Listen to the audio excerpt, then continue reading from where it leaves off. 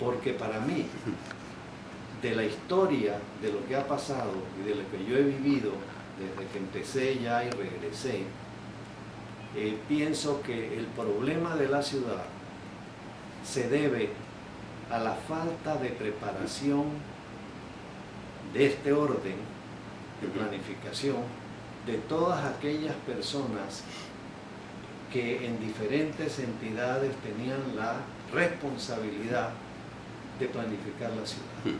Entonces, al momento en que no existía, o sea, todas las personas, políticos, etcétera, que llegaban a ser los directores, o después, cuando convirtieron el IVU en ministerio, ministros, Sí. generalmente no saben absolutamente nada del tema. Entonces son los que toman las decisiones. Y si no tienen un equipo de profesionales que puedan orientarlos, por eso esta ciudad está con todos los problemas que no se cubrieron. Y de lo que yo sé de la historia, y posiblemente tú tienes mucho más referencia porque escribes, de nombres, de población, etcétera.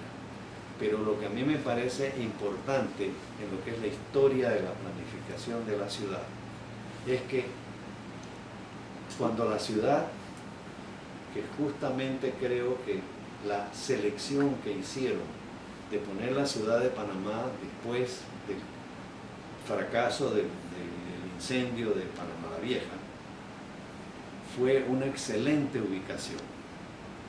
¿Por qué? Porque cuando tú ves que el mar se aleja, es un roquerío increíble. Por lo tanto, tienen que haber tomado muy en cuenta la distancia que podía acercar un barco con los cañones.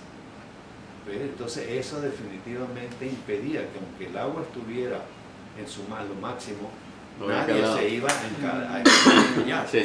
Entonces, por lo tanto, eso estuvo muy bien. Pero era una ciudad pequeña, que tú tendrás por históricamente qué población había en esa muralla, en esa ciudad amurallada. No sé cuántos miles serían. Entonces, ¿qué ocurre? Cuando ya esa ciudad, o sea, esa es la ciudad que nace allí, empieza a crecer, llega un momento en que ya no hay espacio. Y ese espacio tenía que conseguirse en otro lado, pero afortunadamente sí existió un presidente que tomó una sabia decisión. Creo que fue Porras, ¿no? Cuando el barrio de la Exposición. Entonces contrata a un arquitecto urbanista francés, alemán. ¿Quién era para la Exposición que tiene 100 años? ¿Tú sabes quién trabajó eso? Porque Billy Quijano señaló que él creía que era Luis Martins. No, o sea, me parece que era un alemán que definitivamente no era nadie que se radicó aquí, sino que era un profesional urbanista alemán que vino y con muchísima visión, que no la hubiera hecho un arquitecto. Ese individuo tenía esa visión de planificador, porque al momento en que le dan la única expansión posible era simplemente la exposición. Brunner, ¿no? No, porque Brunner fue en los años 40. Bueno, perdón. Este podría haber sido otra persona, pero Luis Martins era austríaco. Sí, exacto. Y Entonces, además él vivió muchos años y fue un excelente constructor, etcétera, ¿no? Y un hombre muy interesante. Entonces, ese individuo, hace los 100 años, cuando hizo ese diseño, pensó con una mentalidad que no la hubiera tenido si solamente hubiera sido arquitecto. Claro. ¿Y qué hizo?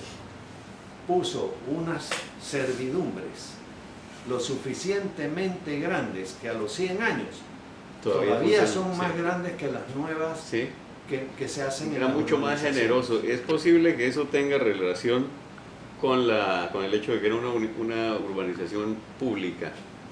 y no privada, donde había que buscar rentabilidad a toda costa. Y afortunadamente no existía la sinvergüenzura que hay ahora, que simplemente cóbrame lo mismo pero es las más chicas. Sí. Y esa diferencia viene para acá. Dime una cosa, pero a ti no te interesó nunca trabajar eso, es decir, hacer urbanizaciones o planificar bueno, espérate para contarte gran espacio. Para contarte la maravilla que fue eso. Y esta persona llegó solamente hasta lo que es la exposición. Ajá. Nadie después se preocupó de que seguía lo que era Bellavista, que ya eso se hizo un poco más al interés de otras personas. De los propietarios de la tierra. Pero lo otro que también fue interesante y que me sirvió a mí para después seguir. ¿Por qué? Porque con mi preparación yo tenía que buscar a ver qué existía cuando a mí me dan la urbanización de Hato Pintado. ¿Ese fue diseño tuyo? Eso, totalmente. Desde la creación de la calle, ¿no? De la vía 11-12 de octubre. Entonces, cuando llegó, cuando fueron como, esos eran como 3 dueños de diferentes fincas, con unas topografías. ¿Recuerdas quiénes eran? Uno era el grupo de Vallarino, Joaquín Vallarino, el de la Coca-Cola. Otro eran otros áreas de gente de dinero. Y el otro grupo era un grupo panameño donde estaba el ingeniero Monchillón, que todavía está por ahí, tú podrías conversar con él. Sí. Monchillón, que él trabajaba con Geneva.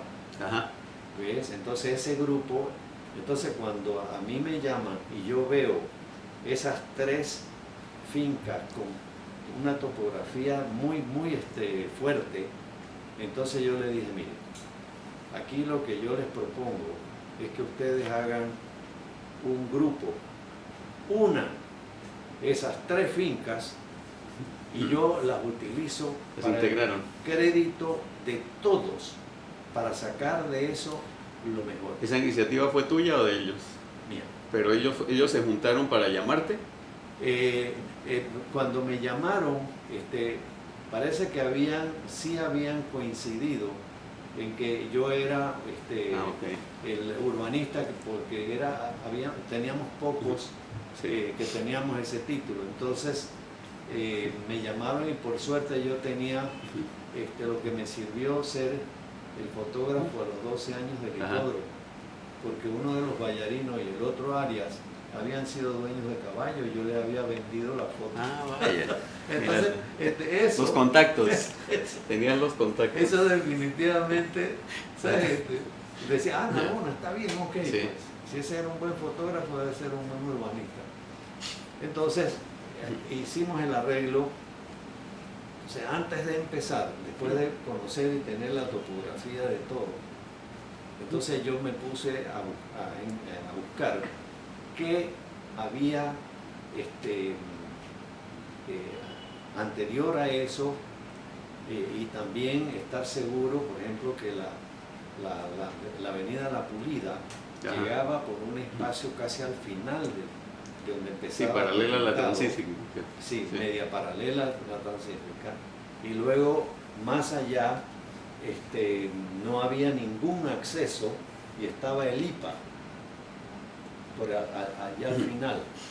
Y había otra entrada donde anteriormente había, en la Vía España, había una estación de gasolina de este lado y de este otro lado había otra entrada. Entonces yo todo eso lo fui tomando en cuenta, pero vi que en los planos ese urbanista alemán había trazado que la calle de Parque Lefebvre, o sea, ¿cómo que se llama? La avenida Lefebvre. La avenida Lefebvre. Que atravesara hasta la Transísmica. O sea, que él, existía desde la estatua Morelos hasta Vía España. Correcto. Pero él había proyectado justamente lo que es ahora la 11 de octubre. La había proyectado hasta llegar a la Transísmica. Entonces yo dije, esto es importantísimo porque se están uniendo unos extremos maravillosos. Entonces, con ese enfoque, yo dije, si yo aquí preparo esto, tengo que pensar qué va a pasar en 25 años. Y en 25 años este sector va a ser parte de la ciudad, porque la ciudad va a ir creciendo y va a ir metiendo dentro de la ciudad esta parte que me toca a mí desarrollar. Estamos hablando de 1970. Estamos hablando, cuidado que de 50 años. Sí. O sea, 50. De 1970. Bueno, entonces, ¿qué hice yo? Dije, al comienzo estaba bloqueado porque había 2 casitas que daban a Vía España y que definitivamente no eran parte de Autopintado. Entonces, ahí se me ocurrió que eso tenía que ser hecho por valorización, para que a través de un sistema oficial se le pudiera decir a esas personas, mire, esta es una calle que es importantísima, no es de los señores dueños de Autopintado, sino es para la ciudad, y por lo tanto ustedes tienen que acceder a que les compren, etc. Por otro lado, sin que yo supiera, Díaz y Guardia, que eran unos profesionales sumamente serios y constructores y todo, le habían comprado a los curas de La Salle una propiedad que tenían ellos, que era, para que veas, digo, lo que es la ciudad, que la ciudad empezó chica, pero fue creciendo y fue agregando facilidades que iban exigiendo.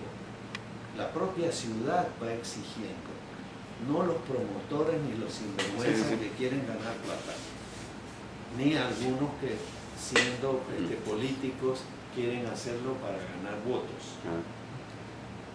Entonces ellos tenían un espacio que iba justamente paralelo a la Vía España, y por lo menos yo ahí tenía como 100 metros mínimo de ancho, y de largo eran más de 2000, en fin, un montón. Eran desde la callecita esa que te comento, que llegaba un poco a Lipa, y luego seguía y llegaba hasta un lugar que yo nunca visité porque fui muy serio en ese sentido, que era esa la Gruta Azul. De putería, la Gruta Azul. La Gruta Azul. Claro, que está casi en la entrada de la vía. Llegando ahí un poco hacia la calle Octava, ¿no? Entonces, yo había pasado a través de ellos con mi calle, con mi urbanización, con la intención de que definitivamente, que si eso se hacía por valorización, ellos pagarían exclusivamente por su pedacito. Y el resto simplemente lo pagaba Autopintado. O sea que valorización tenía que aportar muy poco, poquito ahí con las 2 casitas esas en Vía España. Pero entonces, ¿qué ocurrió? Que al final, cuando yo me encuentro que ya ellos tenían un plano, pero ese plano, ¿qué hacía? Entraba por la callecita esa, tenía una calle que seguía recta, lotecitos de este lado, lotecitos de este lado, para las famosas chaletcitos de siempre. La clásica, sí. Y entonces, ¿qué pasa? Cruzaban totalmente los 15 metros las 25 metros de servidumbre que yo puse allí para hacer la vía esta que le llamaron 11 de octubre, cuando debía tener otro nombre. Ahora es 12 de octubre, sí que. O 12 de octubre. Ahora es 12, sí. Carajo. Pero bueno, el tema es que cuando yo vi lo que ellos habían hecho, imagínate tú lo que es Y yo siempre digo, no es que yo sea más inteligente, lo que tengo es que darle gracias a Dios que yo pude estudiar lo suficiente para lograr éxitos que jamás los hubiera tenido. Entonces, ¿qué hice? Yo dije, esta gente ha hecho lo que siempre se hace. Ellos no tienen idea del valor inmenso que le va a producir a la propiedad de ellos el ser parte de esta vida. Y entonces hice un cálculo de lo que iba a costar, lo que iban a ganar ellos vendiendo esos chalecitos, esos lotecitos, y el valor que iban a tener siendo parte de una avenida. Y el efecto positivo de todos los otros dos pedazos que les quedaban al lado. Y les presenté yo eso a ellos, sin cobrarles un real. ¿Ves? Entonces tengo que hay que también enseñarle a la gente que eso vale plata. Sí. Entonces lo aceptaron, enviaron sus planos y siguieron con el mismo. ¿Ves? Entonces cuando ya terminé, lo que hice fue que la avenida La Punida la subí hasta donde está ahora mismo, creo que el Banco General. Ya. La subí y entonces la llevé y la bajé hasta la Fernández de Córdoba. O sea, eso no lo hubiera hecho otro. O sea, ¿esa avenida no llegaba a Fernández de Córdoba?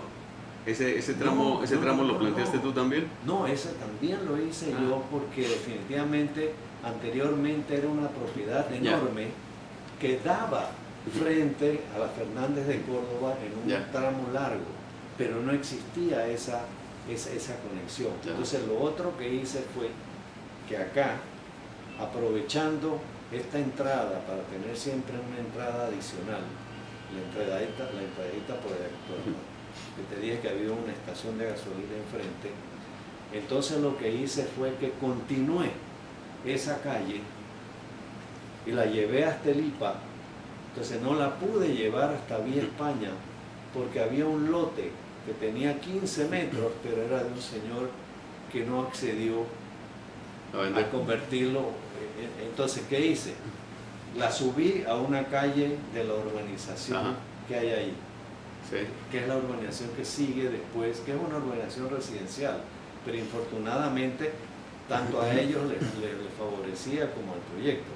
Oye, entonces tú eres el creador del parque ese de 1 hectárea que tiene Atopintado. Sí.